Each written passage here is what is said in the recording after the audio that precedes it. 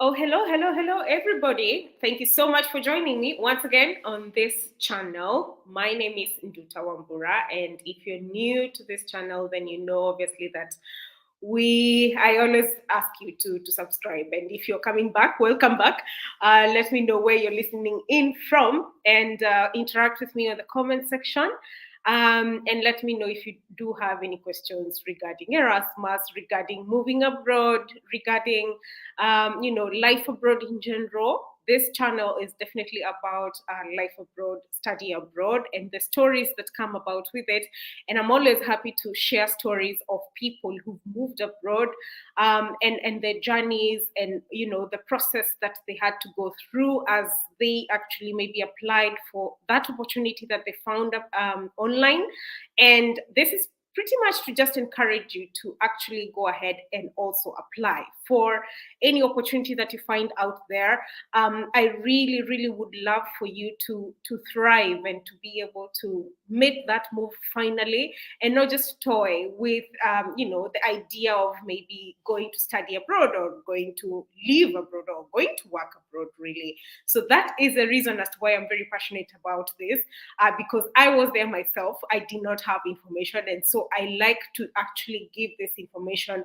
You hear from the horse's mouths, and you hear from me, depending on the experiences and the information that I have. So feel free to let me know where you're listening in from, and also send in whatever the questions that you have. I already have quite a number of questions for today's session, and I am very excited about this session today because now, this is going to be with one of the Kenyan Erasmus, students who came to actually begin their masters last year, and she is actually doing her masters in chemical innovation and regulation, and also is the program representative. Currently, she just got this position very recently, so she is the program representative of Erasmus Mundus Joint Masters Program in Chemical Innovation and Regulation.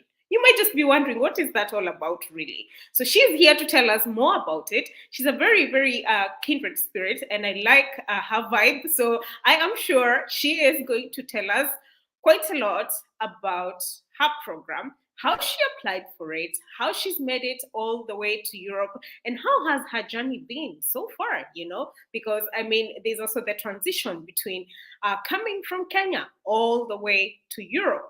So, without further ado, let me not tell you so much of the stories. This is a collaboration, for a Kenyan collaboration between her and myself, and we would like to actually just answer any questions that you might have in the end of this live session. So, again, this is an invitation to interact with us as much as possible in the comment section so that you can get the most out of it. So, without further ado, I would like to welcome my guest today. Her name is, she said specifically, please call me Sharon Otieno. Not anything more, not anything less. And here we are. So let me have Sharon Otieno here. And I mean, it's common sometimes to not choose your middle name. So, hi, how are you? I'm good. How are you doing? I'm fine, thank you. Yeah, it's so nice to have you on this channel. Thank you for gracing us with your presence and for accepting to actually do this live session. And I know that there's a lot going on. There's school, there's exams, there's continuous assessment tests, there's moving from one country to the other, there's Yes. new weather, new winter-ish weather, cold, Mm-hmm. whatever. Well, So sun, yes. A lot of things. thank you so much for coming here. Maybe you can introduce yourself and let us know. So, who is Sharon Otieno? And I mean, before you can even start telling us about your journey with Erasmus, so who is Sharon Otieno really? And I should stop saying Sharon Otieno. You should just use Sharon, right? Just be Sharon. Sharon is enough. Sharon, I am a master's student in chemical innovation and regulation. Yeah. I am the program representative of my program at Erasmus Student Association, Yeah. and I am Kenyan. And what else? I think that's pretty much it about myself. So Yeah. Okay. That's a very short introduction. I know there's quite a lot that you can say about Sharon, obviously. So now I think we can just delve into who was Sharon in Kenya, and perhaps maybe your career and obviously the reason as to why you sought to actually apply for an Erasmus Master's program. So maybe you can tell us about a little bit about your background. So which university did you graduate from? Was it the university? Like, I spoke last week to Doreen, and yeah, she was like, she went to the multimedia university. So I don't know which university was yours. So I went to Jomo Kenyatta University JKUAT. I did my undergraduate in biochemistry, and Yeah. then I graduated in 2017. And after that, I didn't go to school immediately. I had an opportunity to join the job market, so I think the opportunities at hand at that point. I was pretty contented with them at that particular point. So I went to the job market. I worked for around 4.8 years, let me say. So I actually even had an opportunity to change companies. Yeah. So after school, I joined Unilever, and then I moved to Rekit. So I was pretty much yeah, I was in the corporate side before transitioning into being a student. And so it was during that time, I guess, that when you keep on working, and people say millennials have this tendency of wanting more, and it's okay Yes. to want more. It's okay to want more. Right. Maybe some people won't understand why you want more, but it's very okay. You're the only one who believes in your dream, so it's okay to dream. So yes, at some point, I wanted more for myself. Okay.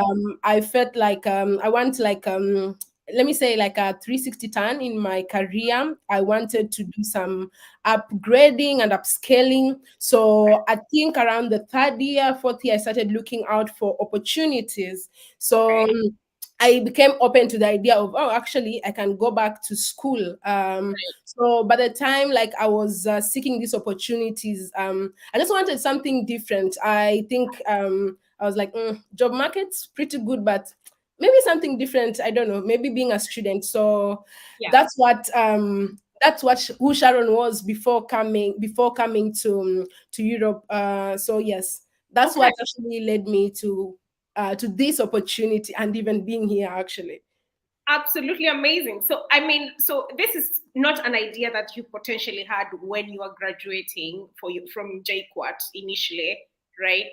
You Um, were, yeah, no, from JHUD. So I got a first class. So there was a lot of pressure of, oh, first class student, you need to yeah, go do your studies, you need to go do your masters, you need to go do a PhD. right. But I got other opportunities. I mean, from campus, getting to get a job. I think I was pretty much okay with that at that particular point. So I picked up employment over moving straight to academia, like maybe the conventional first class student. So yes. Wow, wow, wow, wow. Amazing. So, being in the job market and then you're like, suddenly you just really want to change your life. And, were you looking online before you came across Erasmus and you were like, oh, this is the opportunity that I really want?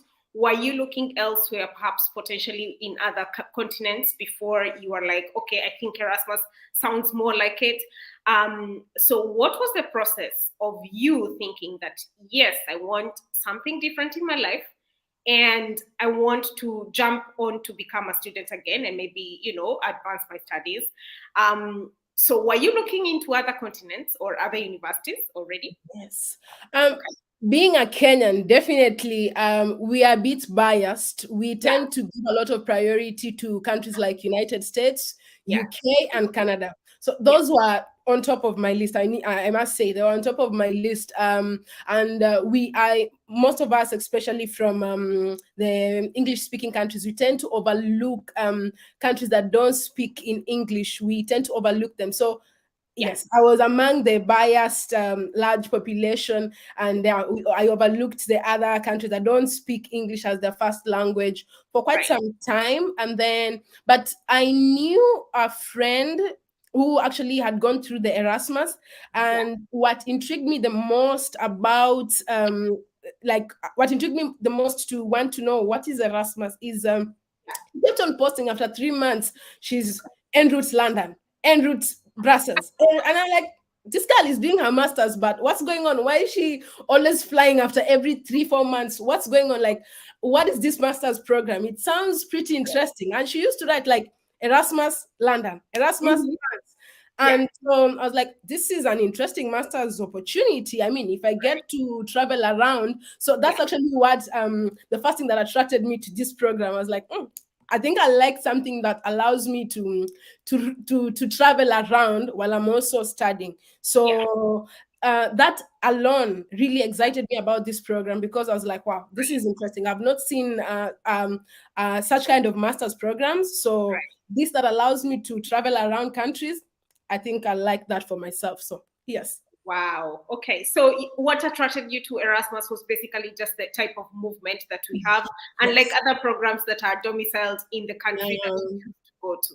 So I yeah. mean that's a fantastic point that you make. And guys, if you're listening to this, Erasmus is all about mobility. The core of Erasmus is really you having to move around in Europe, and actually it opens you up into even other countries. It becomes much easier to actually even travel to other countries after you've done your Erasmus. So that's a very fantastic point. So now you are searching, you find Erasmus and you're like, I have seen a program, and this program is known as Chemical Innovation and Regulation. So I don't know how you decided this is the program, because I mean, come on, there are so many other programs with Erasmus, and really, usually with Erasmus, it depends on even the experiences that you've had at work, your skill sets and all these kind of things. So, what made you choose this particular program? Was it because of the work experience you had, or the background that you had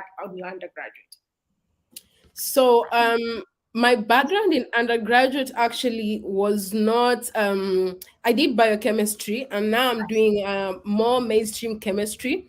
So it's Right. a little bit I'm doing a lot of chemistry. There's no biology, like Yeah. there's really no biology here. So Yeah. I actually checked, and there were like around 18 chemistry programs. So Right. as I went through the portal, I actually saw the 18, and then now from the 18, because when I was applying there were around 170 something programs, but then I filtered them, the ones that I was a little bit eligible. So Right. they narrowed down to 18, and then from the 18 I only liked like 9 or 10 based on their title and the description of their program, because yeah, I need to consider my interest. So Right. those are the 8 or 9 that were interesting me, and then from the 9 or 8 that were interesting me, I now like dug deep into those programs. So I checked like the requirements of these programs. Am I actually meeting them? Because I really didn't want to start an application that I didn't match the requirement, or where I'm forcing myself to belong into. I really need to defend my academic qualifications. So I started narrowing them down, and I actually only came to 4. And on Right. getting to 4, there's an important criteria I forgot to check: English requirement, because I didn't sit for Oh. my English test. Uh-oh. So I also had to now recheck. And from that, I was actually only left with 2 that could actually give me a waiver, because so I wrote to 4 Right. schools, Yeah. and some of them are like, no. If No you don't way. have an English test, no. No. Like even if you're from Kenya, no. No. So I was only left with 2 options. And Yeah. given the time and even my schedule, yeah, I couldn't do an English test at that point. Yeah. And yeah, I couldn't do an English test at that point. So I said like, yes, so I won't bother myself with this opportunity. These Right. are the only 2 programs I can go for. And Yeah. so I gambled. I actually applied for 1. So I Wow. only applied for chemical innovation Yes. and regulation only. So yes, That that's how was it. down to this program. And also the fact that it had regulation, and my previous experience, I'd done research and development before, and Right. there was a lot of regulatory things that I was dealing with. So the program was keen on regulation, guys from research and development. So I was like, this is it. So I can actually go for it. And I loved how the program is centered around sustainability, because when people talk about like climate change and things, they talk about like water, energy. Most of the time, chemicals tend to be left out. And actually, everything about pollution and climate change revolves around chemistry. Yeah. So yes, so I really loved the pitch the program had on their website, and I was like, oh, Okay. actually, this is it. So that's Yeah. how I found myself selecting this program. So yes. Wow, this is so lovely. So, I mean, so which means that, obviously, you narrowing down from the catalog itself, because currently we have 180 programs on that catalog. I Mhm. must keep saying this because the catalog is not very friendly, I must Yes. say. When you go there, the filters might be a little bit here, there. So sometimes it's either you go through all the full catalog, or you filter through into the various subjects, but then again, you have to narrow down the way you are saying that, had to narrow down into the nitty gritties of the courses that are actually not offering, that actually are offering maybe a language test waiver, or, Mhm. something that you would be able to actually, go ahead and apply within a very short period of time, and you have all the requirements. So guys, if you're listening to this is one of the things that I always talk about, in terms of you asking for an English test waiver. So this is something that you can ask from the consortium, and they can either say yes or no. It is solely to their discretion, so it's not something that is for sure can be given. But I mean, it is worth the trial. And in case you even also have any other questions, it's always very important to actually send them to the consortium of your course. So now, Sharon, you begin, and you have narrowed down into Masters in Chemical Innovation and Regulation for other reasons. And then now you begin the application process. So could you take us through the application process? What was the easiest part? What was the challenge? What was like your where moment, and you're like, okay, really, do I really want this?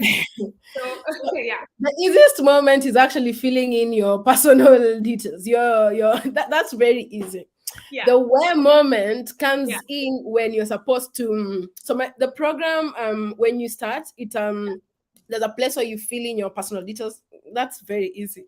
And right, then now we had to write a personal statement and yeah, a motivational statement. right, And they had specified the characters. So it was 2,000 characters for the personal statement and 3,500 characters. It's characters, not words. So, and you really need to be careful, because no excess. Don't do an excess. If you do an excess, actually, it's most of the time it's an automatic rejection. You really need to figure out how to tell your stories in those 200 characters or 350 characters. right, So, and that's quite a short. It's like 300 words. yeah. And in those 300 words, I need to make this pitch, because for me, the scholarship was more of like I'm talking to an investor, like a Shark Tank into Sharon. You're on And Shark Tank. yes, Okay, I'm in Shark Tank, yeah, and pitching. Yeah, I have a platform to pitch to these yeah, Shark Tanks, uh, so that they can put their money in me, on hoping you. like there'll be a return on investment. So, Right, and it's very little words, because it's 200 words and 300 words, and they've given you a layout, like not a layout, but they've given you a guideline, like for the personal statement, tell us this, and yes, then we also had an opportunity to upload the CV. So that was a rare moment, because even for the CV, yeah, I opted to use Europass format, because I mean I'm applying to Europe. yeah, So the kind of curriculum vitae I use in Kenya, doesn't. I just felt like, no. Yeah, I like the Europass format, because it gives an opportunity. From 2 pages, someone can actually learn more about you. And I'll also urge more people who are applying for Kia to use the curriculum vitae, because given that the words are also limited, especially if you really want to tell a lot of stories, the CV can also be another point where you put in more of your qualifications, so you don't have to talk about them. So I wrote those things for like a month, because I was still at work, because I'm really I'm really trying to marry everything and just You're marrying stuff. like Okay. I'm marrying my academic life, my Yeah, professional life, because that's also the point where I'm answering the big question, the interview question, my 5 year goal, my 10 year goal. Like, exactly. so Yeah. I was really and also like when I write, I like to reread my work even after 2 days, because when I read it I get a different way of thinking. So that was pretty, yeah, it took quite some time on me, because yeah, so I after that I think the other thing that was a problem was referees. It was not a problem for me to get referees, because throughout undergraduate, I think at some point I knew I wanted to go back to school. So I always kept a good relationship with my lecturers, to a point that if I email them, like even today, they'll remember the Uh-uh. Sharon from class of 2020. Lisa, can you hear me? Uh,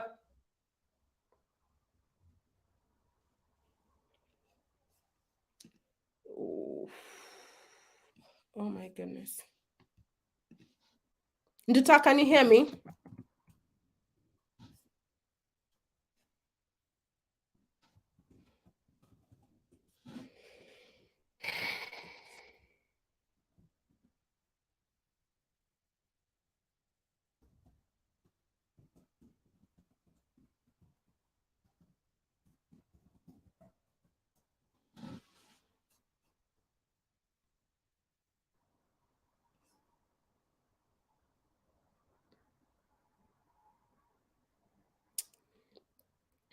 Mm.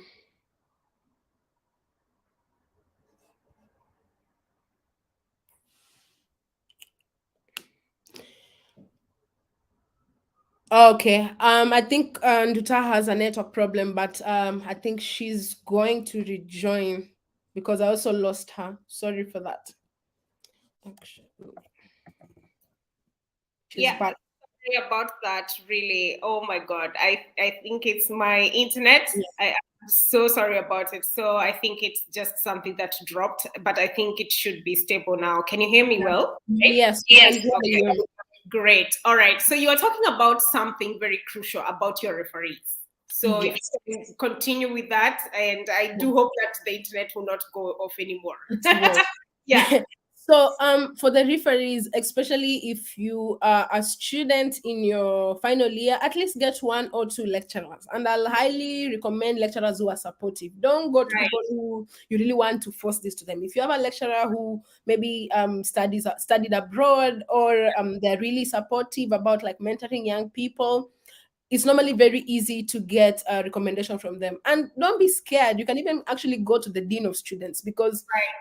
I think your referees really matter, because Yeah. even I mean, you have the opportunity to vet, if I may put it, to vet your referee. So don't just go to any lecturer for the sake of a recommendation. If you get somebody like the dean of students or the dean of something to recommend you, I don't think they'll refuse. Yeah. So if you're in school, still in school, build networks Yeah. with these guys, at least two or three, so that they remember you. And at work, find Yeah. out which boss can Yeah. actually support you in terms of writing. So I think for my referees, I didn't have a problem. I had a small pool of people whom I could rely on. So Right. at least I was pretty confident on that. The Okay. last thing that gave me maybe some stress was proving my that I'm a Kenyan resident. That was I was a bit Yes. lost, because The area chief. Yes. That is yes, something. yes. So So how did you go about that actually? Because like I think we speak about it. I don't remember speaking about it with you. no, no, we didn't speak about it. Yeah. So, how did I go about it? It was quite hectic, because really it's difficult, because unlike like we don't have addresses. We don't use PO box, example, in Kenya. But what did I do? So I didn't want to use my employer at that particular point. So I wrote to the school. It's okay while you're doing the application. At any one point, if you feel stuck, it's okay to write. And that is also the point where you leverage on like the networks, like Erasmus Mundus Association, where you can go and check the email address for your program representative. You Yeah. ask them these questions, because sometimes even for the applications, these scholarships receive even 900, 700, 500 applicants, and it's professors who are vetting these programs. So sometimes they might not be able to reply to everyone. So, Yeah. but if you have an opportunity to even ask a former student if this document can stand, it will be Yeah. very good. So for me, it's something that was a bother to actually me and most of my classmates, but finally the school responded to our email and said you can actually upload your utility bills. Okay. So yeah, Yeah. I uploaded my rent, because I mean the Okay. electricity and water, yeah, the Kenyan Yeah. way. There's no way. Yes. I will not defend that I'm a Kenyan, but the rent, and actually they wanted it for 3 months. So they want a utility bill for the Yeah. last 3 months to validate that you've been staying in this place, and it has to be directed to your name. Yeah. Yeah, if there's your ID, something to just validate it's you. So Exactly. that's what I used. Yeah. Okay, great. So, guys, if you're listening to this and you are asking about your, the resident certificate, because I keep getting this question. Even today, I had the same question over and over. So, one, you can either do like Sharon did. So, you get yourself a utility bill. So, in Kenya, again, electricity, water, that's not going to happen. But if you do have a bill that comes under your name and shows the address, you definitely can use that, which is not very common. So alternatively, what you can do is go to your area chief and have them write a letter. I have shared templates of this particular letter that you can potentially use, and take it to the chief and maybe tell them to draft it as, using that template. And then they should be able to give you that letter, and you can use it since it's signed by the chief, and so on and so forth. Alternatively, again, you can also use your employer, which some people feel a little bit ish because maybe, your employer might ask, exactly what are you trying to do? What are you trying to to get at? Are you trying to leave us, or this kind of Mhm. thing?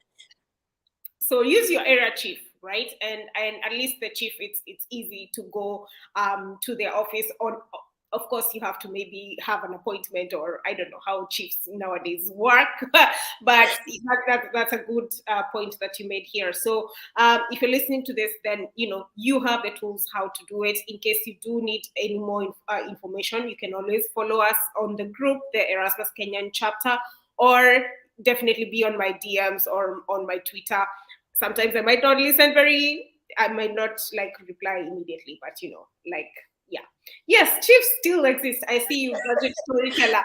Um, so now your you have all your documents, and you've spoken to the right referees, and you have written your statement of purpose, which was very daunting, and all these kind of things. And then now, how long did it take you to from application to submission of your Erasmus scholarship? Because usually I know some programs actually have a caveat of like 42 days within which you have to have submitted. I don't know, how long did it take you? So my program opens in September, October, and it goes till January to Yeah. February. So like very early February, because my chemical innovation KIA program is still Yeah. open till the 16th of February. Okay. So I did, like, even if you submit your application, the program still allows you to edit it till, Okay. so even if you submit, you can still play around. Yeah. So me being I'm an overthinker, so after finishing, I still kept on holding to my application. I'm like, Yeah. maybe next week if I read it, or maybe I'll come across a better article, I'll make it better. So I Right. really held on to my application. But Yeah. also on the bit of holding on to your application, please don't submit your application on the night to the application. Like, some things happen and you might click the submit button and it just Yeah. doesn't submit your That's application. So yeah. if you can submit it a week earlier or 2 weeks, for me I submitted by end of, I think, December or January, very early January. I had Right. already submitted my application. So Yeah. yeah, do wait for the ninth hour, because yeah, I don't want that stress. I Yeah, don't. that's very, very, very true. Like it could be your internet, maybe there's no electricity in your home. Maybe you go to a cyber cafe which is not functional on that particular day. So, you really have to think about these nitty gritties. So now, could you please tell us more about your program? Because I know someone who is listening to this, and guys, I know today is the 3rd of February, and Sharon said that the program closes on the 16th of February. So you have, like, say, 13 days, which you could attempt, but Yes. it is quite a thin period Yeah. of time. Maybe you could try. Maybe if not, you can wait until it reopens again once again this year. So Mhm. you can go ahead and apply for it. And Sharon is the program representative, so she can definitely maybe answer one or two questions for you.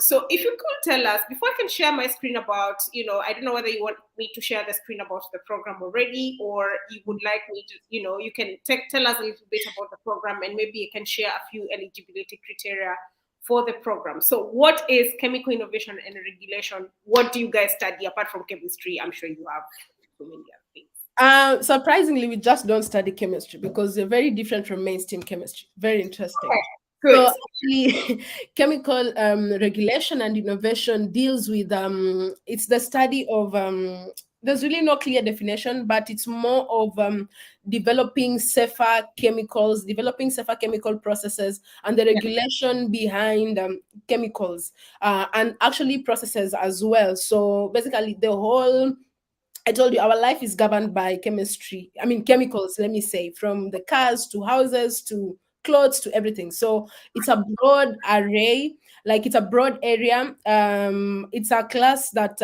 it's a very interesting class because I'm a biochemist. I have yeah, classmates who are mainstream chemical, like chemists.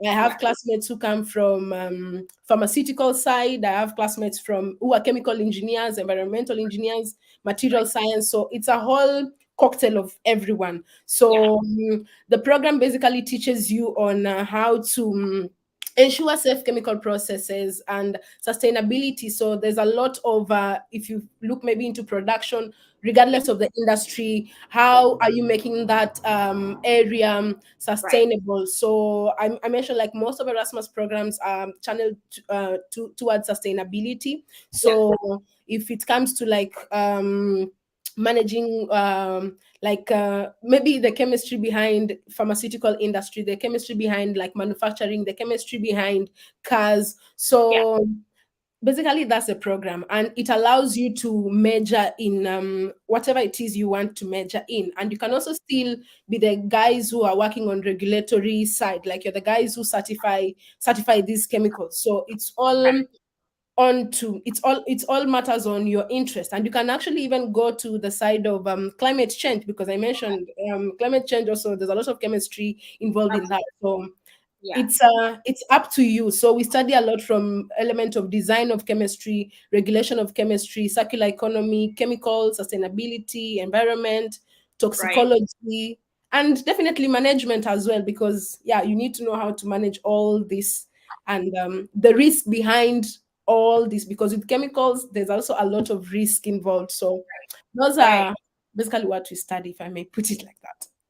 Yeah. So I mean, like, and is this program for someone who has a background, in chemistry? Would you say that, or someone who's already maybe worked in the industrial, So world, or what is the best, I think there's really no formula. It all narrows down to a person. Like I mentioned, for me, I had almost 4 to 5 years experience prior to coming to my master's, and it helped me because I feel like I know some of the things that I want at the end of this program. There are Yeah. people who are coming fresh from school. Sorry, the people who are coming fresh from school, and the program actually supports final year students. So if you're in your Right. final year, you can still apply for Erasmus, Yeah. and as long as by the time you begin, now when September comes or October, if your program begins in October, you'll be Yeah. done with your undergraduate. Right. So there's also somebody who really knows what they want, and immediately they're on their final year prior to the graduation, they Yeah. already know they want to move into masters. straightforward. So there's really no limitations on work experience or this. The key thing is you just need to fit at least the basic minimum academic qualifications. And these are guys from pharmaceutical industries, material Right. sciences, chemistry, Right. biologist, biochemist, and I actually learned we also take guys from medicine. So I mean, if you are a medical doctor and you love chemistry, you're bored with the hospital, This is it. come and do regulation of chemicals, maybe for the pharmaceutical side. Yeah. Yes, absolutely. This is amazing to know because, like, I mean, having a myriad of fields, and then you can learn from people, and these are people who are coming from all over the globe, guys. So like you find yourself in the class. It's not just for Kenyans. So you find yourself in class with so many other nationalities, and you learn from what they've been doing in their own countries. And this is a way even for you to benchmark. If you would like to eventually maybe go back to Kenya, you have the right skills, the right knowledge basis. You're exposed to several other nationalities and all these kind of things, so you are well equipped for the future. So now, I know you've mentioned about already about how you submitted and all that kind of thing. Does your program has an interview process, or you just submit and that's it? Maybe you can talk a little bit about the interview, because I also see a question about the interview process, and also I had another one concerning the same. So so you submit. So we say, we go back, going back, you submit, and then you're like, whoo, finally, forget about this. Were you emotionally invested? Were you like, if they don't pick me, you know what? I I I don't know what I'm gonna do. How was the thought process actually in between? So I mentioned this year was I actually just applied for one Erasmus scholarship. So it was Yeah. such a gamble. I actually had more confidence in going to Canada because I'd have made that application. I was like, the Canada ones, I was really emotionally attached. But this Yeah. one, I just said, it's okay. I have internet. I can actually apply. So Yeah. like, if it comes, I mean, well and good. But those other programs, maybe for the Canada option, because I mean, as I mentioned, that we give priority to Canada, UK, and the US because of the language barrier. So we like Right. you feel safer there Yeah. for the wrong reasons, actually, if I may put it now, having been to Europe. Yeah. So it was one of my options, my plan, not the plan A. It was some of It was somewhere. so yes. So actually it's the one that actually came through. So yes, it had an interview. Right. And I mentioned earlier that I did filtering. Yes. So I mentioned earlier that I'd left school in 2017. Yes. So and I was not working in mainstream chemistry. So I don't remember a lot of organic chemistry and chemistry is hard, guys. Like chemistry is hard. So I can't remember everything because it had taken me like almost 5 years off of school. So Right. I didn't remember most of the things compared to like if I did the interview prior to my from my graduation. So also when I was taking the programs, Yeah. because some of Erasmus programs are very like they require you to maybe do an entry exam Oh or yeah. do a presentation on a topic on your industry. So I already knew Mhm. if I pick such kind of a program, Yeah. I might not, I'll have to struggle a lot Oh because yeah, if I compare myself with somebody who is actually in school now and me yeah. who studied 5 years ago, Yeah. yeah, they stand a better chance because they remember everything. So part of my filtering was also filtering away from these programs because those Right. programs I felt like it was more slim for me because Yeah. example I could not sit for a chemistry exam if somebody Right. gave me reactions at that point. I couldn't No do it way. so Yeah. well. Yeah, I needed to. So I'm refreshing. And yeah, I'm also working. So I couldn't do a lot of refreshing. So the Right. interview that my program had, it Yeah. was not the exam interview or the one where I come to present on a research topic. And so it was a fair interview. And for the interview, maybe some of the tips I'll give you as much as yes, it will be technical. Yes. Like it was something that I could remember having a background in chemistry. Right. There are things like when someone mentions you, it probes your mind, and Yes. already you're applying for a scholarship, so you need to research, you need to accept that you're going to read, and nobody will remind you these things. So you need to at least remind yourself, and you remind yourself based on what is written on their website. Some of the things, like I mentioned, they're doing sustainability design, Right. so I was reading along those lines. So Okay. as much as it was technical, there was a bit of technical questions. Most of the questions, it was more of like they were looking, because I mentioned I didn't sit for my English test. So they're also Right. testing my ability to communicate in English.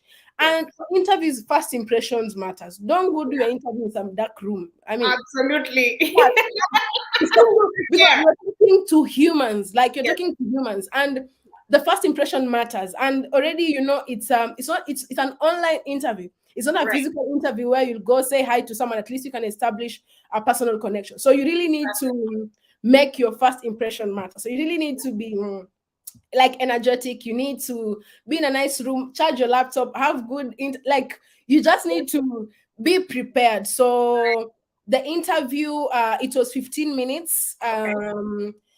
They asked me a lot of questions, like what I did in my undergraduate, Right. the kind of research I did. So you see, now I, like, if I didn't understand any chemistry, then I wouldn't Then explain, because I'm exactly. talking to chemical professors. Yeah. So they just asked a nutshell. I was explaining what I did, and then basically also like, why do you want to come? Like, why do you want to come here? Why you? Why Exactly. you? Yeah, the Yes. big question. Why you? Like, why? Mention now Shark Tank affair. Like, I'm in front there, and why me? Yes. So why me? So I really, and also like the basic question. Tell me about yourself. So Exactly.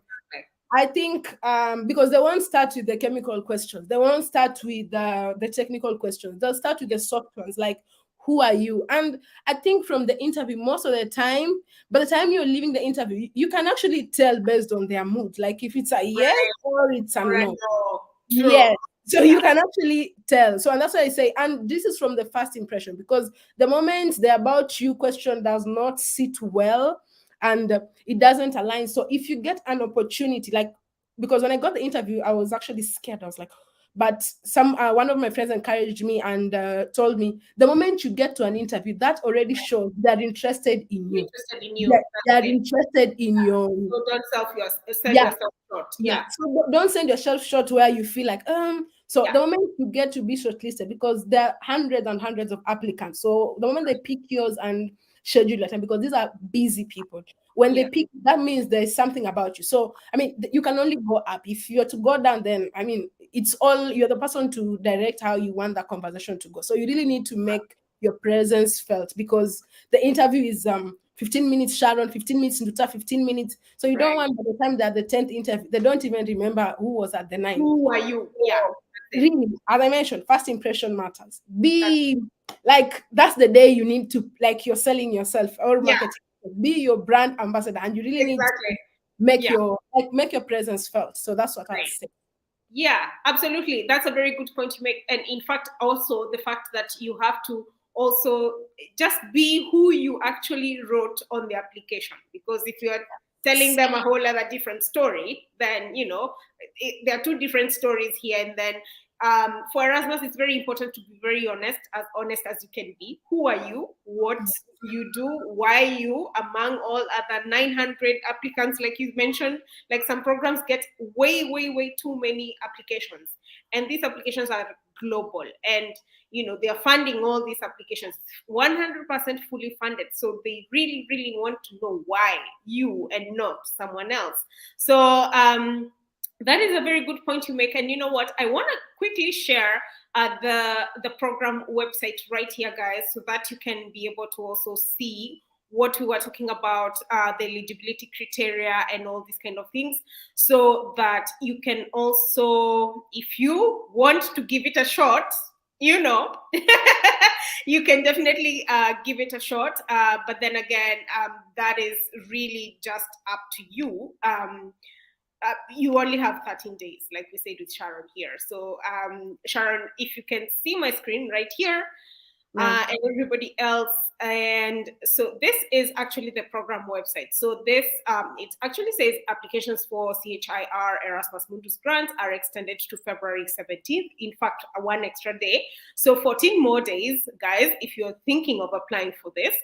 And I wanted to share the some of the major points that actually Sharon mentioned here.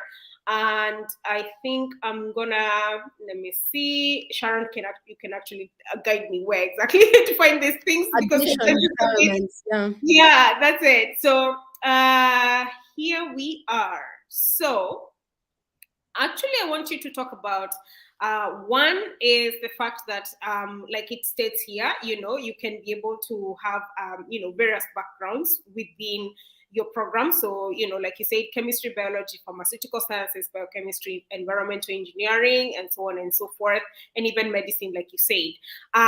One of the most crucial points that I want you to talk about is this part of the English language, that, like you said, you are looking and filtering for programs that could actually be able to waive the English test for you. So it's stated here that, a demonstrated command of English is required in this program. So how did you go about this part actually? So for this part, I didn't want to sit for the English test as I mentioned. So Yeah, because I didn't have time. yeah, And also like it's costly. So I mean it's an right, opportunity to save money. And being a Kenyan, you've yeah. done English for 16 years from the 844, I suppose. So I I felt like I could defend myself on that part. So number one, I got a document from my university to Right, state that the medium of instruction was in English. So yes, this was from the academics dean, something like that. So the right, university supported me with that document.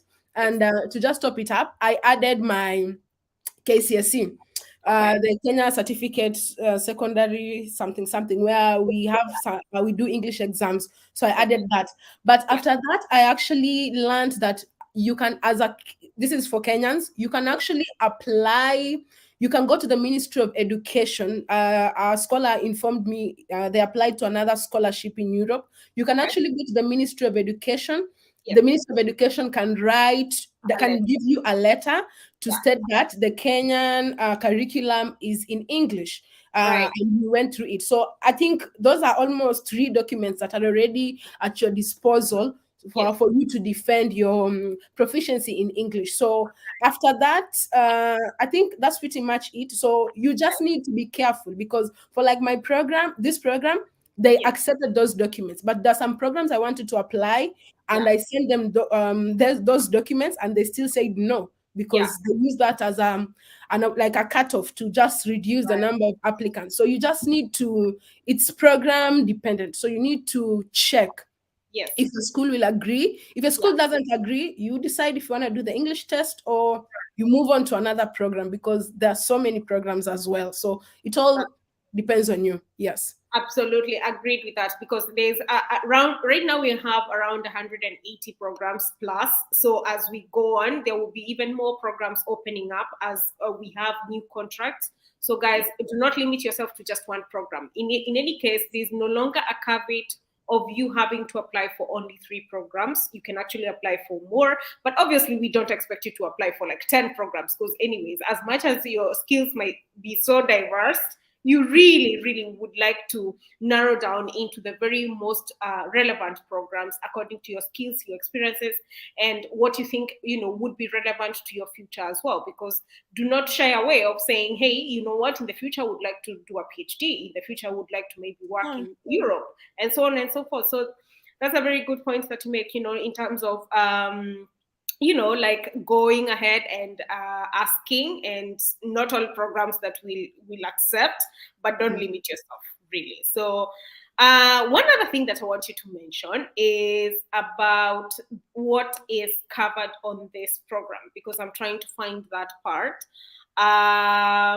Okay, so first of all, your mobility in terms of the countries that you're going to go to. So because this is a joint project, and like all other Erasmus programs. So what is your mobility like, and can someone choose different mobilities, or how does it look like?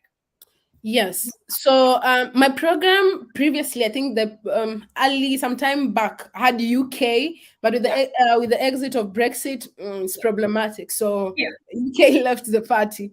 So we were left with Portugal, Italy, and Spain. right, So each year the host university moves. So The guys who joined earlier than me started in Italy, and then Right. I started in Portugal, and then the guys who are joining this year will start with Spain. Okay. So it keeps on moving. So for my program, the movement is it's not that much. We moved. You'll get to at least two countries, or you can do three if you want. So Right. I did your first year, you'll do it at the host university. So depending on where you start. So the guys who are joining this year, they'll start in Barcelona, University of Barcelona. Right. They'll do University of Barcelona for 1 year. And then after Right. the 1 year, you get to like now I already know my research project. I know where I'm going to do it. And actually what I like most about this program is they don't like force you to do projects. You're Yeah. given projects, like select the one that you want depending on your interest, because I mentioned it's a diverse, we are a very diverse class. So Right. you choose the project and you're not limited. Like I'm doing a project, like the project I want to do is something close to chemical engineering, but my Right. professors are willing to support me throughout that journey. I'm moving slightly away from biochemistry and Right. they support that. Yeah. So they just help you with the skills to, to help you grow in that particular sector. So my project, now you have an opportunity to select your project. So I selected my project at the University of Barcelona. That's Right. what I'll be going to next. Yes. That will be the last 6 months of my program. And Okay. then we also have an opportunity to select an internship. So for the Right. internship also, you get to do it in either. So like now for me, I had an opportunity to select my internship either in Italy or in Yes. Barcelona. Right. So I think I selected Barcelona. We also Okay. have other options, like you can select other program countries. Like this year, the internship opportunities we had, there was also Norway. So Yes. it now narrows down to what you want. Like for me, like I selected things that were aligned to the outcome I want at the end of this program. But at the end of this year, like Yes. around June, we will after the break we will part ways. Guys will go for the internship, so the guys will go to Italy, the guys will go to Spain, and Right. then you can come back again, maybe meet for the project. The guys who will still do their project in Italy, Yes.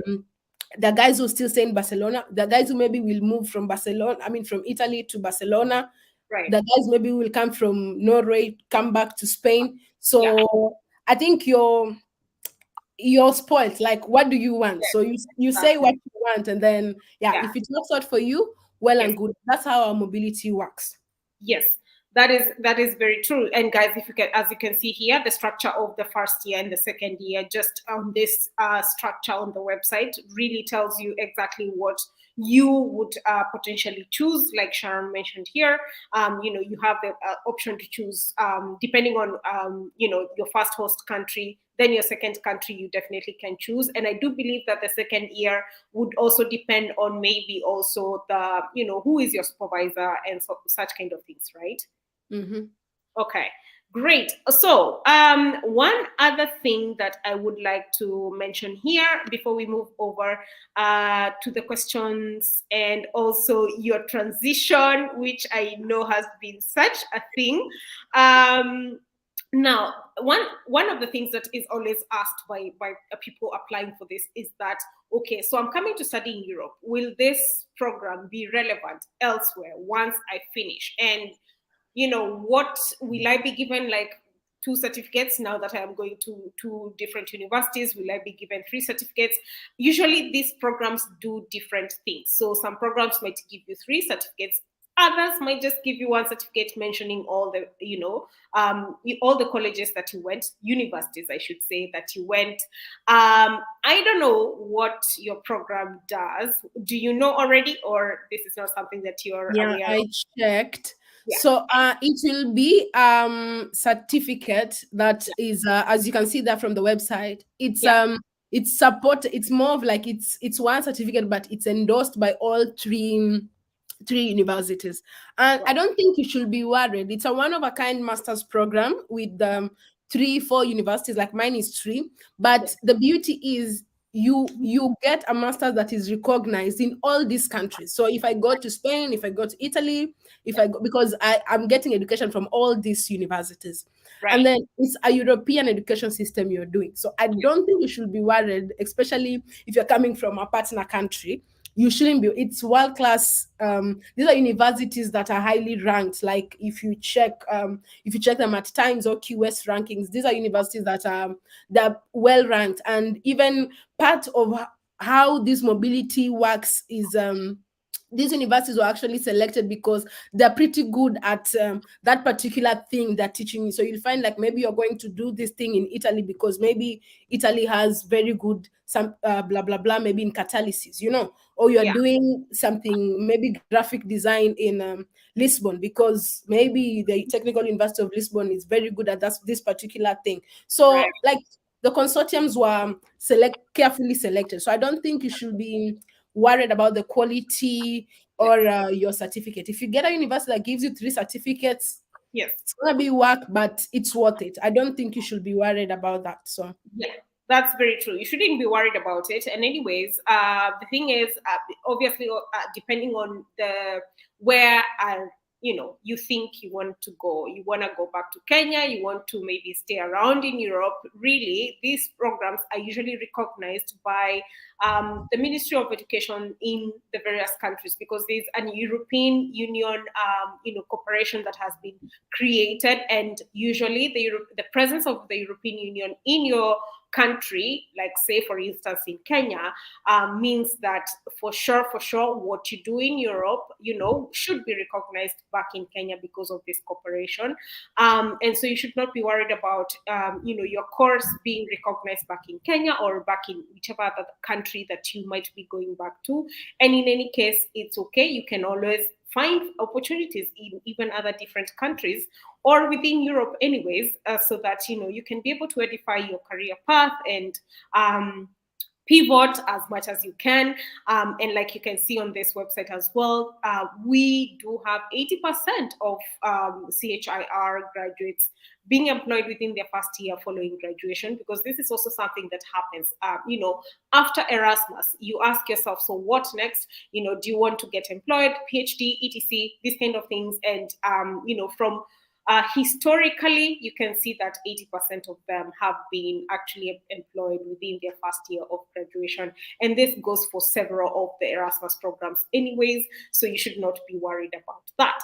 Now, I'm going to stop sharing and so that we can go to the questions and go to your transition. So before we can go to the questions, really, can you tell us now, so you do the interview, yeah, and you're like, okay, that went well. So let's see what goes on here.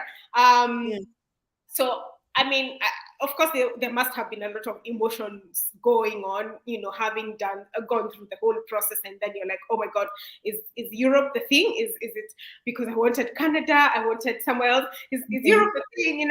And maybe you can take us through that, the emotions that you had before you got the letter that you've been accepted, and then now your transition from Kenya to Europe, a place you've never even come, you've never Yeah. spoken that language, Yeah. So when I got shortlisted for the interview, I was like, actually my application meant something because I mentioned I risked. I only applied for one Erasmus Yeah. program this year, although it was not my first Erasmus program. I'd actually applied for another Erasmus program in 2021. Okay. But yeah, that went south. I tried again. Yeah. So for this year that I got successful.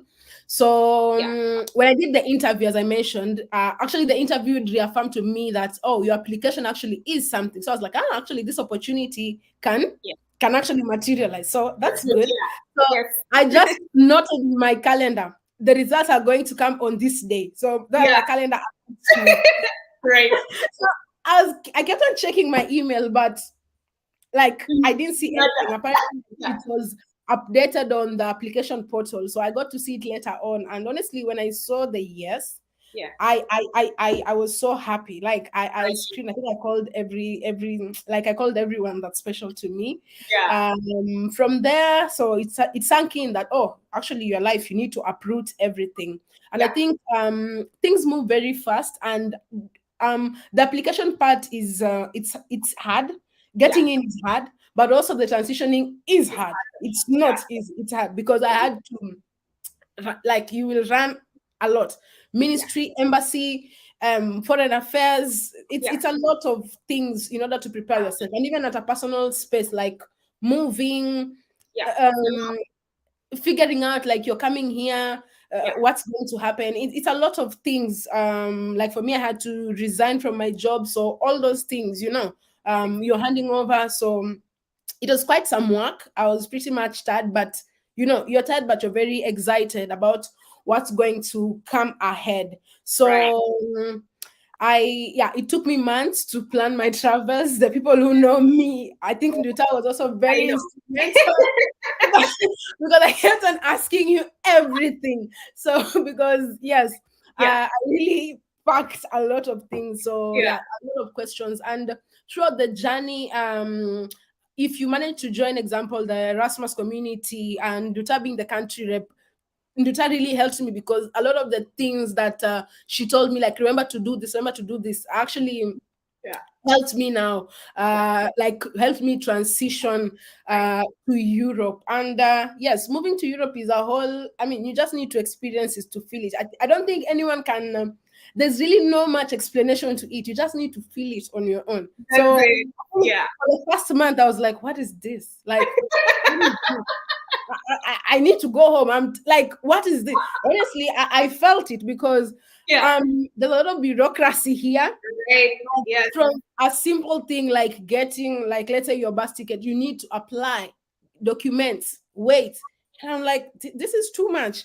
Yeah. So for the first month, yes, it was a little bit, I was like, I really hope it works. Is this the abroad people talk about? So and I think I kept on calling Duta because also learning how to stay here. And I Right. think the one thing that surprised me the most in my transition was, coming from Kenya, you think you speak English. I mean, You don't. You nobody have an speaks accent. English here. You think you know English. You like You don't.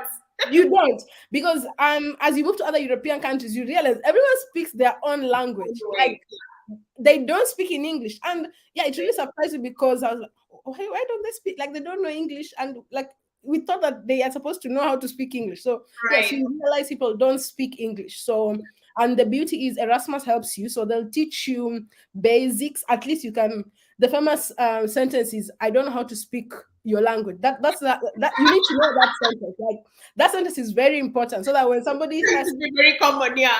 yeah. When someone starts speaking to you, you're like, now follow Portuguese. I Now don't follow speak you Portuguese. guys. Now follow Portuguese.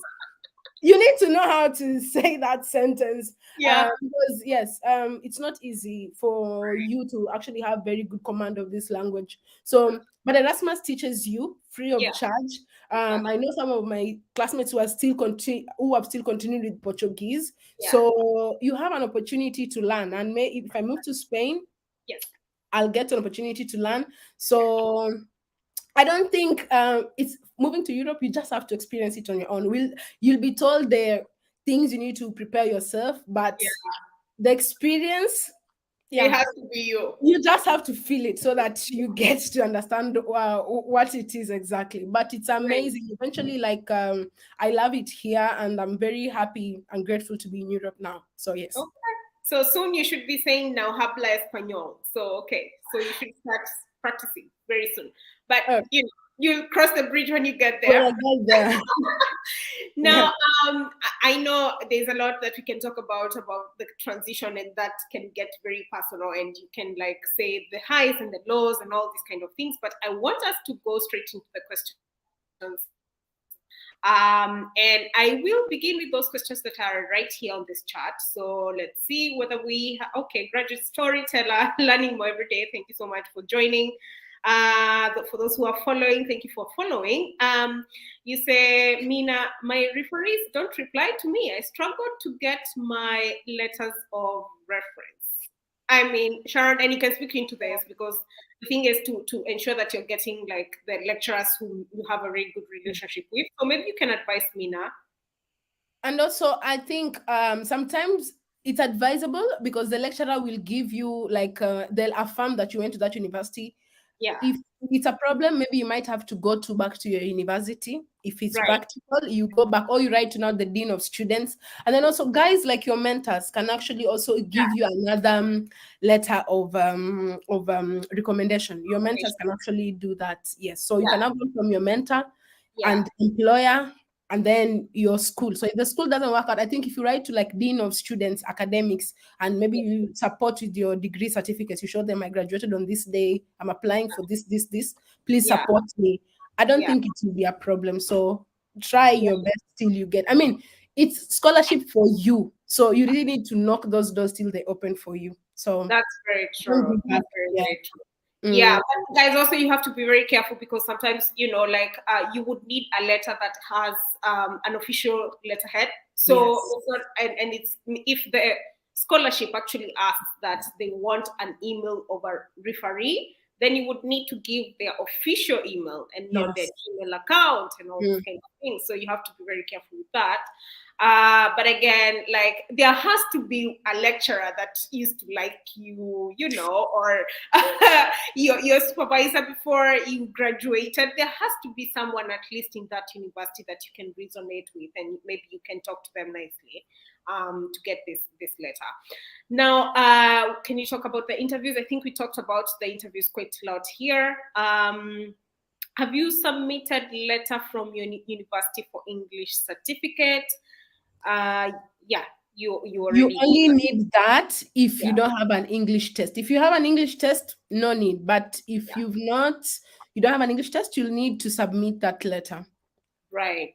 And a follow-up question is this technical interview or interview for English? Since I'm Mix. also applying for this year, it would be very helpful. Okay. It's a mix because I mentioned, and it's the conventional interview because the first question will be tell us about yourself. Same way you started your application. So you really need to speak in what you wrote in your personal statement. Why should we select you before they jump into chemistry? So they won't jump into chemistry fast because nobody will ask you, do you know how to speak English? No.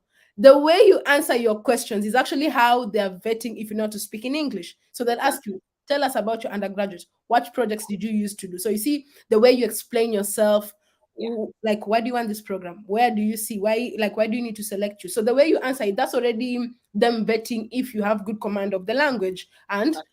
the way you answer the question. So the questions will be mainly based on what you answered in your application. So yes. Right.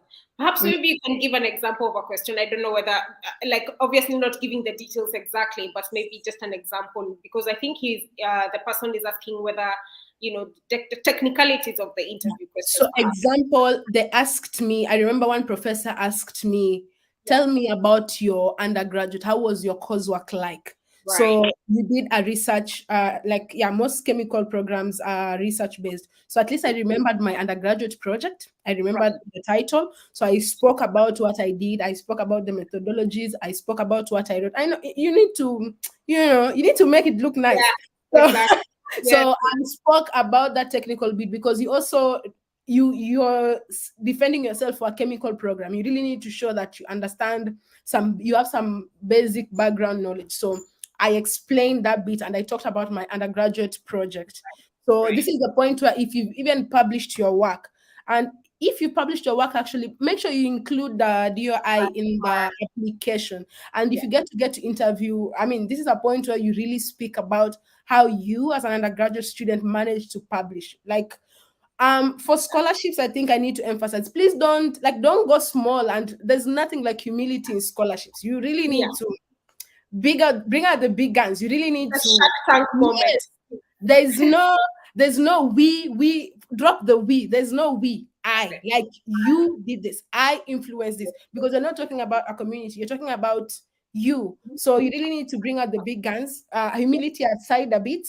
Really need to really talk about your accomplishments boldly. Yes. So Absolutely agreed. It was the same for me as well. So, guys, you have to really do that. Just sell yourself as much as you can, as relevant as possible. Obviously, it's not all the skill sets that you have that you will put in on that application, but what exactly is relevant, make sure that you put it in the right words. And as Africans, sometimes we tend to write the way we speak, because we speak so much using so many words, and then we think that, you know what, that is what is the application is actually looking for. But if they tell you 500 words, you really have to thin yourself and your thought process into those 500 words, no more, no less, honestly. So very careful with that. Okay, so let's see. To complete my application for CHIR, I'm very ambitious about it. All the best with that. Let me see. I have IELTS score of 6.5. Is it advisable to submit the ELTS or University English Certificate? Perhaps they can email the consortium. What do you think? Actually, for this, I'll tell you now. It narrows down to you. How confident are you when you're made to speak like face to face? Because the interview is gonna be like this live. So if you know you're confident in speaking and like you won't fumble in the English, you can flex with the English test. But again, if you already have the ELT test, you won't have to do the like the English test interview, like the face-to-face interview. So if you Right, have the English test, just check in the program. There right, is they give you the marks, the pass marks. But the fact that you've done the test, I think, and if they're still valid, upload them. If they still feel maybe you didn't meet the pass mark and they yeah, want to interview you, yeah, then yeah, I mean, having the test will only just give you a plus. It won't, right, like, it will not do you harm. right. So feel free to upload that test. I don't think there's a problem.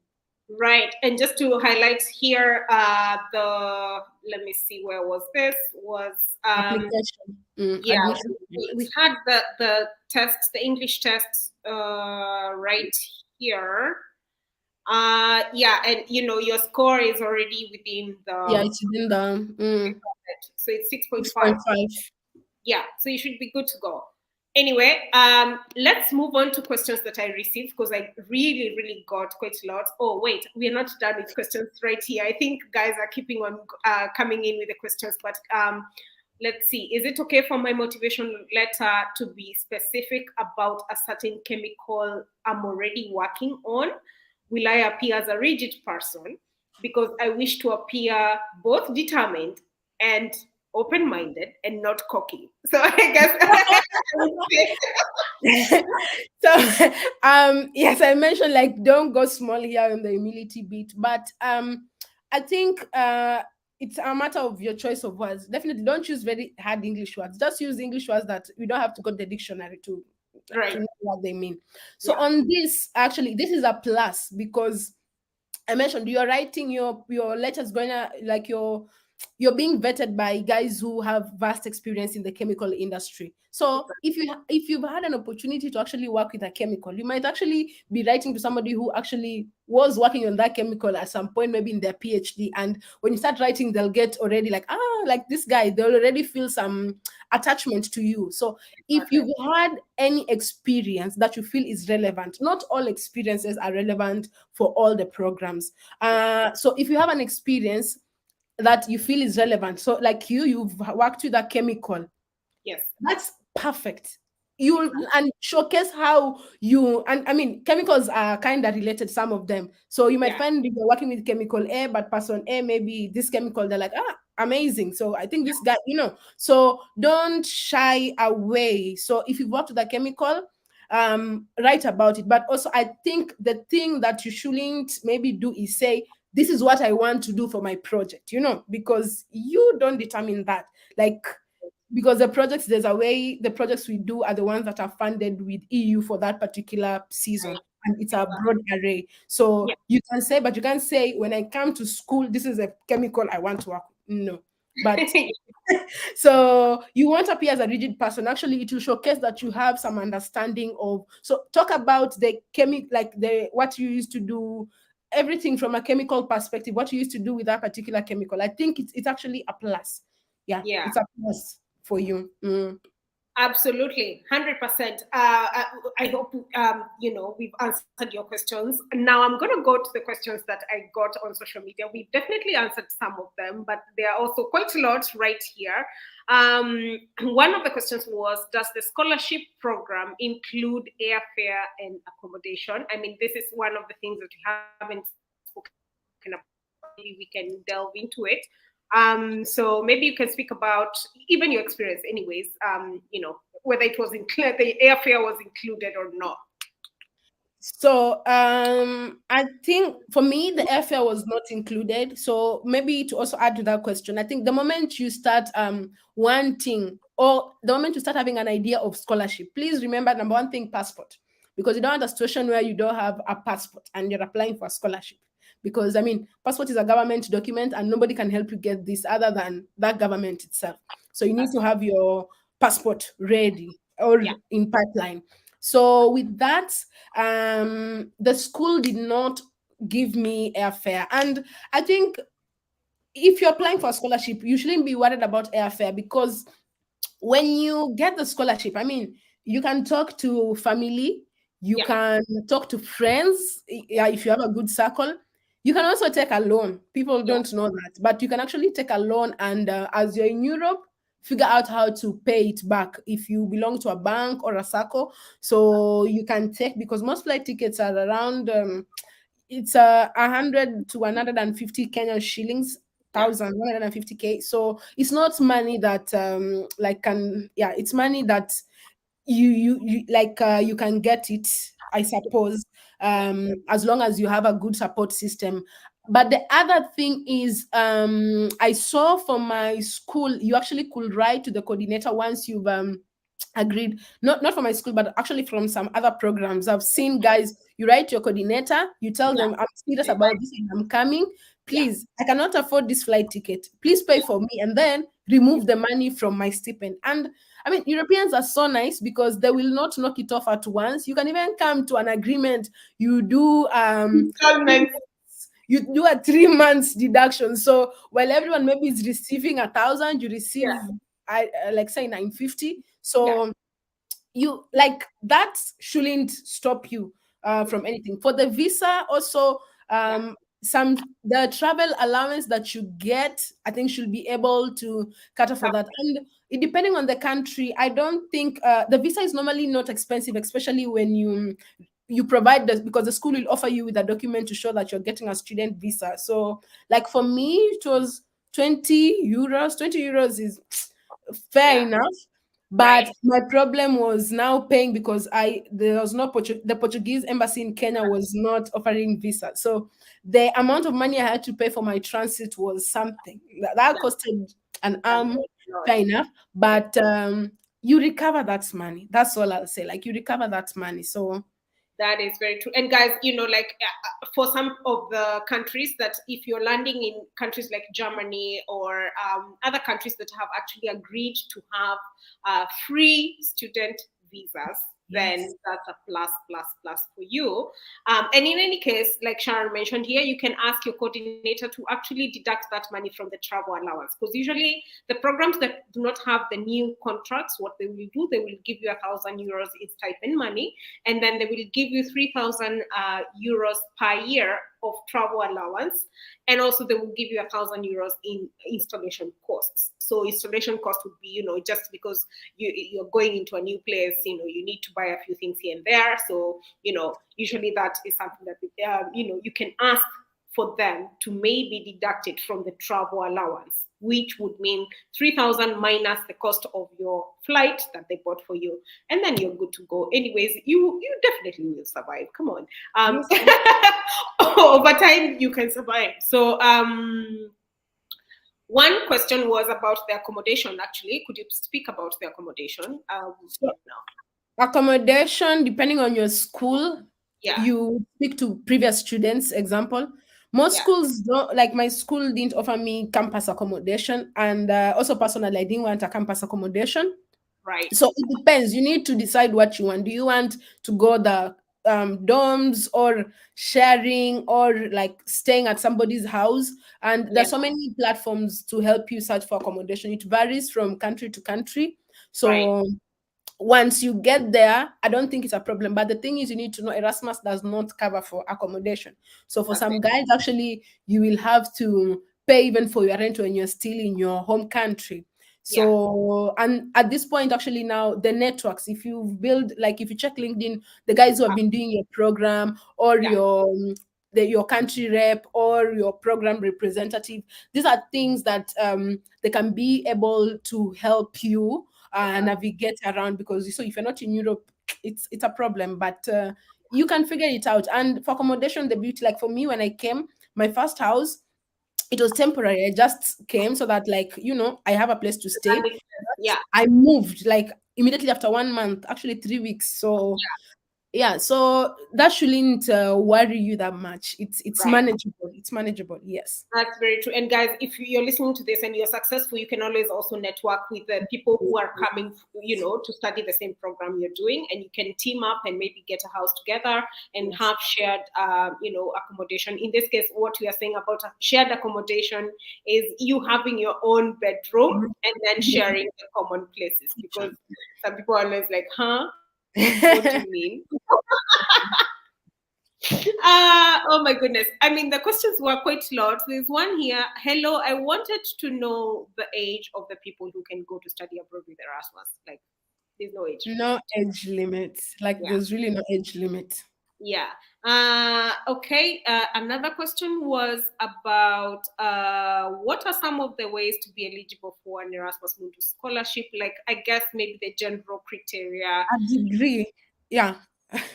That's it. And a passport, right? And a passport. Yes. A passport. And someone else asking, where can I get more information on the program websites? Please make sure that you check the catalog. Let's see. Will this program be available for the 2024 intake? Very important question here. Yeah. Yes, because even the guys being admitted now are going to graduate in 2026. So I think my program still has partnership. Yeah. Unless something happens, but I don't think so. Yeah. Right. So okay. So it's gonna happen for sure. So they will open again this yes year. No. Next 2023. year. This person is asking for 2024 intake, so which means that they would want to apply for the program, I guess, next year. Yeah, So next year. 2024, or Yes. what's the deal? I don't know. Wait. Yeah. Wait. Sorry, it's this year. Oh, Actually, this it's year 2022. Sorry. the application is already open. So if you're Yeah. applying for this year, go ahead and apply. That's 16 great. days. You can do it. Actually, you can do it. You can do it. You definitely can hack can. it if you're very vested into the process. Yes. Now let me see. Any other relevant? There's so many of these. Let me see. Okay. What makes you a good candidate? A CV or a motivation letter? So when you check, a scholarship is all about numbers. Like, look at where they're giving marks. Yeah. Look at that. So when you look at where they're giving marks, like my program, it's equally distributed across. But there's some programs who offer more marks, maybe on motivation letter, maybe more marks on academic. So if they offer, example, more marks on motivation letter, please, that's where you really need to make sure you scoop all the marks, because our program had an opportunity to give you your actual results, like individually you could know how many points you've scored, and trust me, they check it to the second decimal place, so you find you're ahead of someone by 0.01, and there are guys who are not selected because of 0.02. Exactly. And that's like that, you miss the program. So does that mean you're better than them? No, it's such a small caveat. So you really need to ensure you scoop all the marks. So while you're doing the application, please do not write don't overthink it. They tell you what they want to hear. And I think while I was reading my application, I kept on, like, the way I'm a teacher and I'm marking my work. Yeah. Question A, they said, explain I want where to be in my motivation to pursue this program. I read my paragraph and I'm like, does this explain this? And then I come back to the second one. They're like, explain why we should select you for this. I'm like, does this explain this? So don't jump. Give it a structure, and then every time, check the question, the answer. Are they really matching? Because are they really marrying each other? So if they're not marrying each other, I mean, you need to do the wedding. So I mean, you need to ensure they marry. So so because that question that you might ignore might be the 0.2 that will actually leave you out. So for my program, it's equally distributed. Like from referees, it's 5, academic, it's 5, personal statement, everything is 5. So that means at every given point, you need to ensure you scoop as much as possible. And put in mind, the difference is 2 decimal place. So 0.0, 0.02, 0.01. Yes. So be careful about that. That's So it. And guys, this selection procedure is actually published in most of the program websites. They will tell you what exactly they're looking for and the weighted average that they would give to maybe a CV, a statement of purpose, and so on and so forth. So be on the lookout for this. That's why I keep saying read everything on that program website. It's going to help you quite a lot. Now coming back here, let's see. What did you include in your personal statement? I.e., hobbies, skills, accomplishments, girl. So, yes, because I mean, I mentioned the first time you're doing the interview, they won't go to the technical side. So you really need to talk also about your social skills because you're coming to deal with people. So, and if you can't deal with people, even if you're so good, it becomes problematic. So also talk about your social, like what you do. So like for me, I spoke about my social skills because when you look at the pillar of Erasmus, there's an element where they want you to travel so that you can get assimilated. Let me use the French word. You can get assimilated into their culture. So you really need to show interest into assimilation. You can't just be, so rigid on, your home. You need to showcase that I'm actually interested to moving to Europe because I'm also interested in this culture about, So you need to spare some words to express that and figure out how your hobbies fit into that because also Europeans in nature, they're very big about like social life and well-being and resting is very important here. So you need to also showcase that in your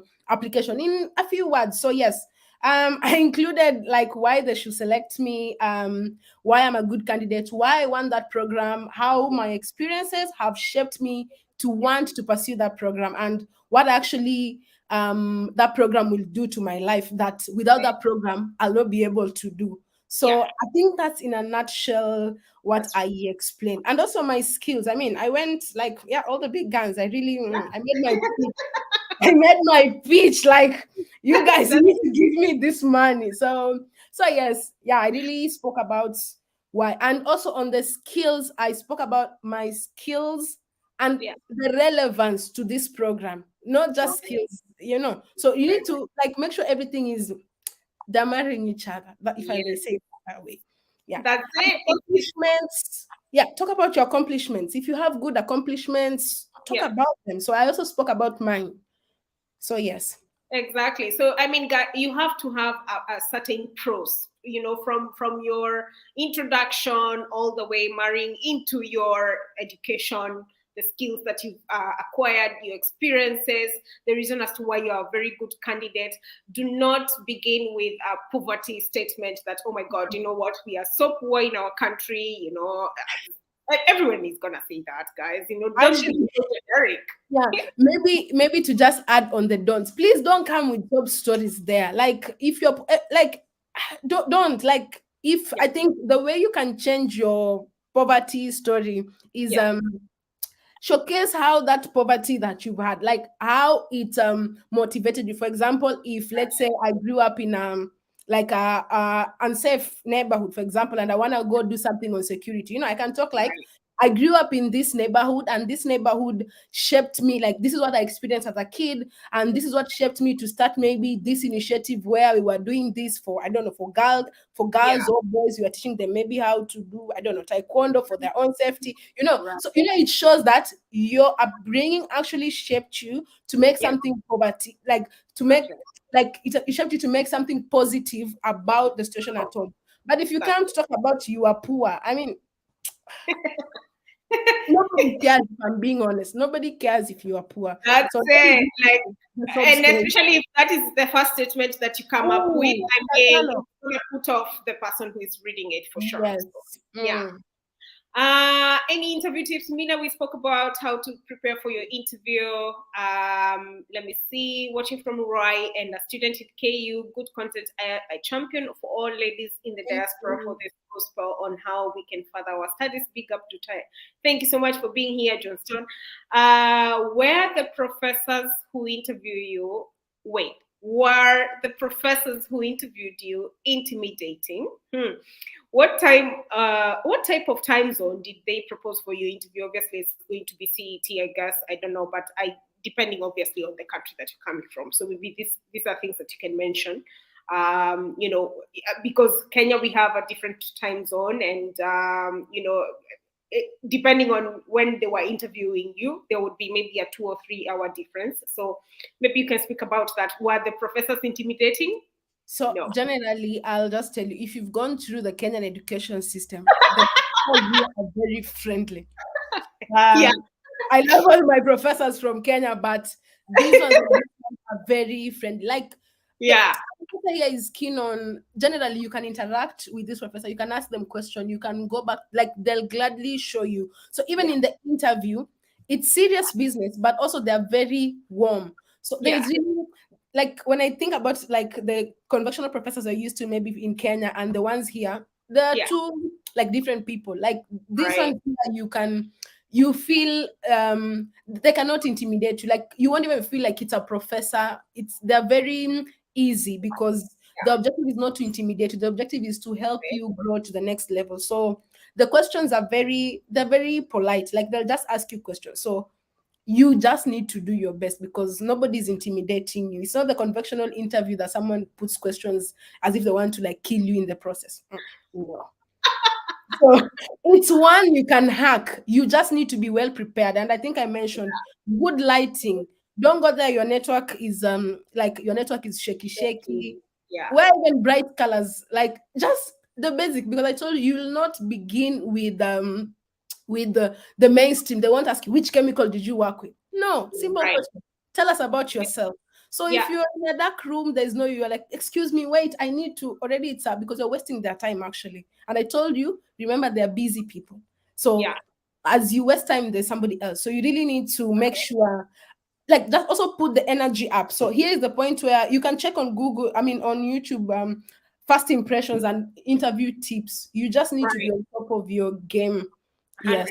100%. That's And true. confident as well. Yeah, Yeah. don't go there, you're being shy. So Yeah, absolutely agree with you because I mean, like again, like Sharon mentioned here, the professors are not there to intimidate you; they are on your side, actually, in any case. mhm, And what they want to see is actually whether you are reverberating to the same thing that you actually said on your application, and whether you are a good candidate that they can work with even in the future. So please feel free to be yourself as much as possible and to make sure that you are standing out for yourself the best way possible, and let me see. And lastly, how did you use the banking system in Europe? Good question right there. I mean, this is a thing that we can talk about all day, every day. But I have my own experience. But I want Sharon to actually say hers because it's very fresh. I mentioned bureaucracy. So bureaucracy is so real here. Yeah. So I'll tell you, like for the first month, my bank couldn't go live. So I was paid using a check because there was something they were waiting for. So like even how I transfer money is still not easy. You will manage because the university will recommend for you the banks to use. Yeah. It's not maybe the same conventional way you're used to in your country. Yeah. It's not the same. It's a little bit technical, but manageable. And then there are also other online banking systems that are very safe, and you'll Yeah. find some of your classmates using them. Yeah. So when you get here, you'll just figure it out. So like I have the main bank where the stipend gets in, and then I have another bank for that is easy to transfer money from. So it's not hard, but brace yourself. Yeah. Bureaucracy is very real here because like simple thing like even just getting my bank card or activating it, like you might have to go to the bank, you need to carry your passport, you need That's to it's work. a lot. Yeah. I Yes. mean, I'm gonna definitely applaud you for being very patient, obviously, because like this is something that coming from Kenya where you can get a bank account in 2 seconds, Yes. like, and and here you're in a new country, you need your stipend, you need to You settle could not down, get you it. have to wait and do all these Oh kinds. man. It's a lot, guys. What I can say about this is because I get this question as well a lot from the Erasmus community about the banking. One of the things that you can do is open bank accounts that do not necessarily need you to be there presently. So you can Mm. we have Oh, sorry about that again. So we have Wise bank account. We have accounts Yeah. such as N26. We have Revolut, and so on and Mm. so forth. I have spoken about this on Twitter a lot. So if you are keen on that, you can check out my Twitter page, because I also have tweets that have spoken about different bank accounts that you can actually use, whether you're coming to study or work. These are accounts that you can potentially use ahead of time before you can apply for a bank account in the country that you're going into. Because it's not just Portugal, pretty much all of Europe, you will take a long time before you can have a bank account opened. And there's a lot of paperwork that goes into that. And things are in different languages. So the ATM might also be in a very different language, and you're like, what exactly, where But you exactly? must know the word for withdrawing. Exactly. So what is going on here? So it can be quite a lot, honestly. So it's important for you to prepare ahead of time. Obviously, I will be very biased right here. If you want to transfer money, you would definitely be able to use the Nala Yes. money. So I mean, like, I think I have also spoken about this again on Twitter. Thanks to Nala, you can be able to actually now also pay bills in Kenya. And if you would like to also download that app, I will leave a link on this video so that you can also download it if you're in Europe and you are sending money to East Africa. That is Kenya, Uganda, Tanzania, and also Rwanda, and Ghana, and very soon to happen, Nigeria. So, you can always check that out even on my Twitter, and also on my Linktree link on Instagram. Now, there's someone who was asking about your LinkedIn handle. I don't know whether you would be very comfortable with that, but guys, you can always email Sharon on her email, the program representative email, just in case. And please give her a break by sending a very concrete email, not just say, "Hi, Sharon," and then Yeah. and no, no, no. So she's going to leave her email right here on this comment section. So you can send her a very concrete email only if you're very interested in this program. And of course, if you want any specific, very specific question, that's also what I usually say, because if you want to email me as well, be very specific, because I will not answer to everything else, because there's so many of these requests, and I would like to actually spend my time answering to very concrete stuff and not just a back and forth of hi. So now I would like us to finally go into the final section of this live session, because it's been long already. We've been here 1 hour 37 minutes. But guys, again, thank you so much for staying on, and thank you for interacting with us on the comment section and even on social media.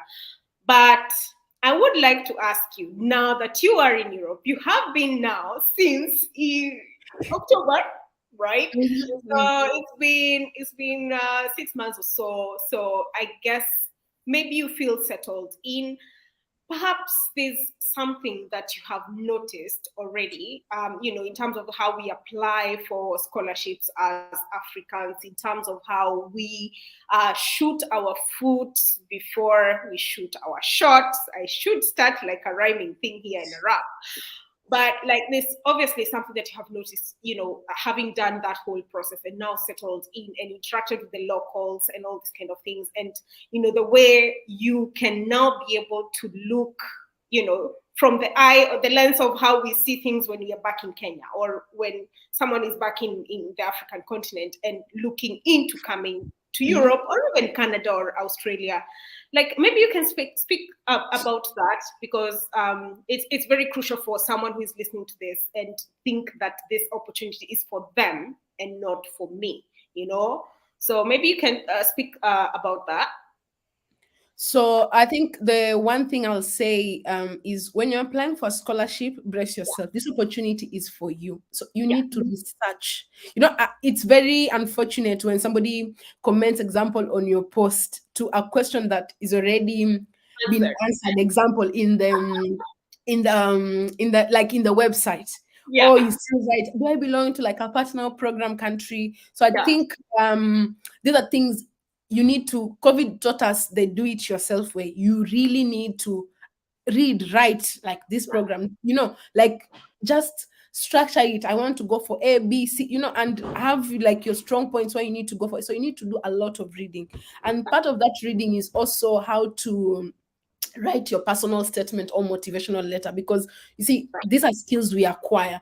You can Yeah, write it one time, second time. If you're lucky enough to get somebody to do it for you, well and good. For myself, even my family did not help me write mine. I wrote it on my own, but it right. was after years, and like I practiced, so it Yes, was several practice. So I do help some of my friends, but I know sometimes somebody reaches out and it's difficult, example, for me to over review a statement of purpose for somebody who's doing law. I don't know anything about law. Maybe if you're my program, I can try help. But yeah, also, like, Sharon is also a student, so I have other yeah, things. So yeah, I might not be able to do it. And so you need to just check. There's so many online platforms. I think Nduta's YouTube is one of them. You can check how to write your personal statement. And I mentioned, like, check how you write it, and then also after researching, I hear people paying for people to write for them. I mean, how do you expect someone to tell your story? Like, how do you expect someone to tell your story? It's that's how like, I in Kenya. Yeah, yeah, like, how do you? And I mean, you can save that money. Why pay someone? So because when you sit for the interview, you will need to remember what you wrote. So exactly. that's number one. Do your Yeah, research. yeah, Read, and just read, because I mean, through reading you gain knowledge, and you can be able to do a good application that you'll also be proud of. And then also the sub stories, Nduta, you mentioned. If you want to bring about the sub stories, because Erasmus scholarship is not like for the, it's not the I was poor scholarship. It's not for, I mean, and I think the world is evolving from the poverty narrative yeah, that people want to showcase. So if you want to talk about let me not call it poverty, but if you want to talk about a challenging background situation or a disadvantaged background, yeah, please use that as a leverage to show yeah, how determined or resilient you are, because it will give you a plus. You can say yeah, like, oh, I went, like, maybe I got my, like, I don't know, maybe I was married at an early age, but I overcame. And it's like, this girl, like, she went through this, and now so use that as an opportunity to showcase your determination, your yeah. resilience, and your ability to just bounce back in life. So don't just say we were poor, blah blah blah. That nobody cares. And then from a Kenyan perspective, guys, let's not prioritize English speaking countries. I'm in That's Portugal, I'm moving to Spain, yeah. and I don't speak, now follow Portuguese. I don't speak Portuguese. And I speak basic Portuguese, like very, very little. But I studied English. And so there's so many opportunities in non-English speaking countries, especially if you check the Erasmus program. UK now is being like the Brexit thing. So you'll go to countries where English is not their first language, and everyone in Europe is speaking. If you go to Norway, they're speaking Norwegian. If you go to Belgium, they're speaking Dutch and French and Germany. So you'll realize even your English is, so be open about, don't be scared. There is Duolingo, there is Google Translate. You'll struggle for a bit, but eventually you will get the grip of, you know, just talking to someone using Google Translate, you'll figure it out. But as long as your studies are in English, you can be able to navigate. And then, yeah, just be very open minded. I don't think scholarship is not rocket science. People Yeah, have gotten it. So yeah, it's something that's like there's no need to know someone who knows someone. I don't know anyone in Europe. Actually, I knew Nduta after getting my scholarship. That's how I knew. Oh, like, okay, now, yeah, that's how I got to know Nduta. So it was purely doing it yourself. So just believe in yourself. yeah, Don't doubt yourself. that's it. Have your own personal evaluation. Like, check this scholarship. Do I stand a chance, or you're wasting your time for a scholarship that you might not get, especially like if you don't meet the qualification. So Right. just yeah, just research, and I think it should be okay. And ask guys to help. I mean, like if you have a program representative, if you know like Nduta is a program rep for Kenya, if you know another one from your country, reach out, ask them how is, how can, like, how do I move from this point? So, and with that, all the best, guys. Absolutely. So yes. Yeah, I mean, ask for help, guys. So don't shy away from asking for help, because that's the much you can do. These people do not guarantee that you'll get the scholarship, but at least, they will point you to the right direction and where to find relevant information for your application. So, the only thing that we can tell you here is to get to a point where you believe in yourself, believe that this scholarship opportunity, whether that's Erasmus, whether that's any other program, is definitely for you. And you are, equal to getting a scholarship anyways. And one thing that I can say is just, apply for stuff and just forget about it, because the emotional attachment, the fact that maybe you want to use the scholarship to get out of the country, that's always there. But what I can say is apply for it and forget about it. Then get surprised much later and you're like, oh my God, yeah, I got it. And if you don't get it the first time, apply once more.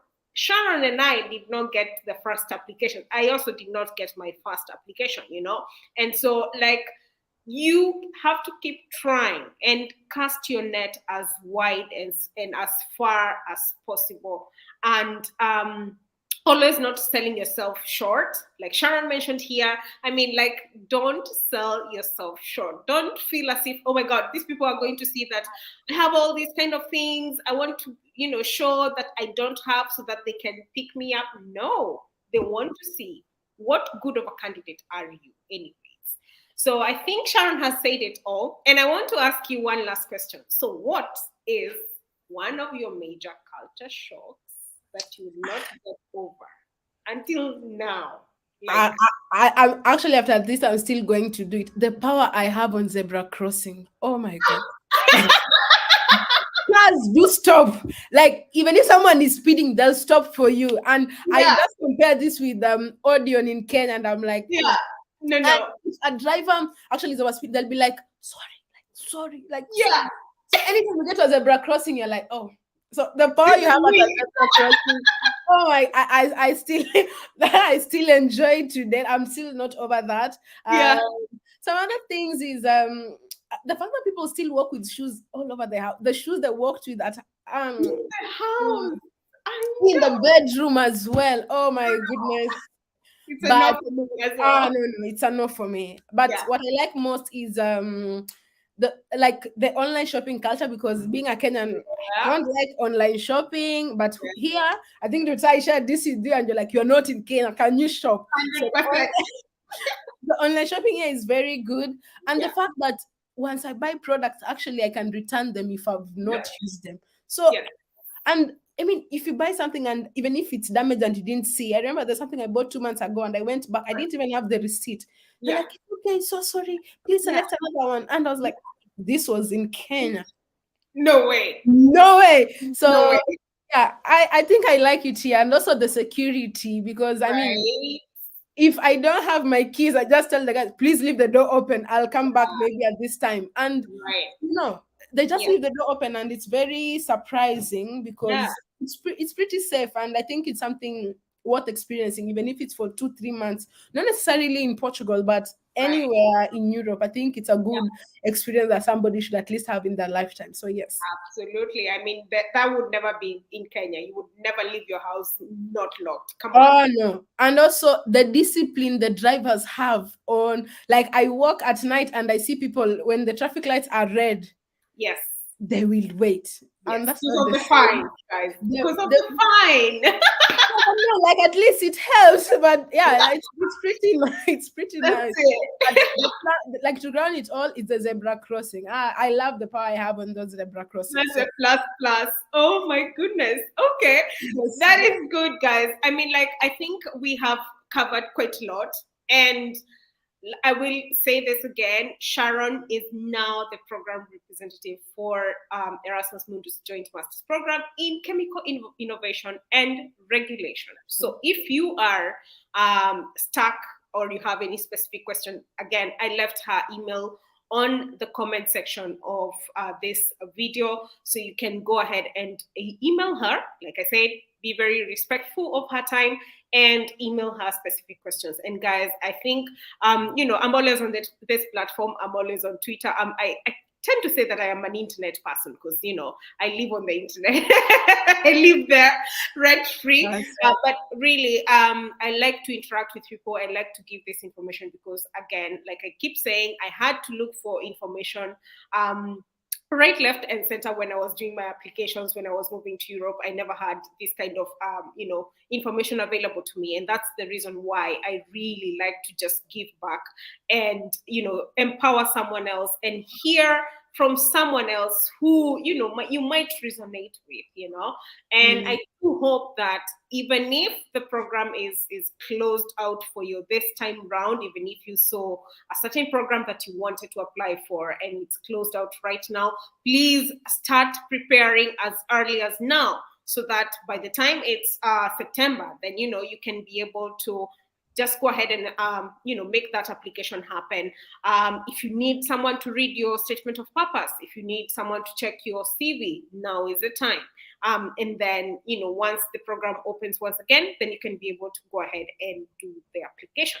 So we would like to wish you all the very best, and we would love to see you come to Europe. We would love to hear your stories of success, and we would love to see your transition as well. So thank you so much for hanging out with us this evening. And Sharon, I don't know whether you have any parting words. All the best to the applicants. That's all I'll say. All right. There we go. So guys, have a good evening, good afternoon, good morning. If you're listening to this much later, then always interact with us on the comment section and anywhere else you feel is comfortable for you. And until then, see you next time. Have a good one, guys. Bye. Bye.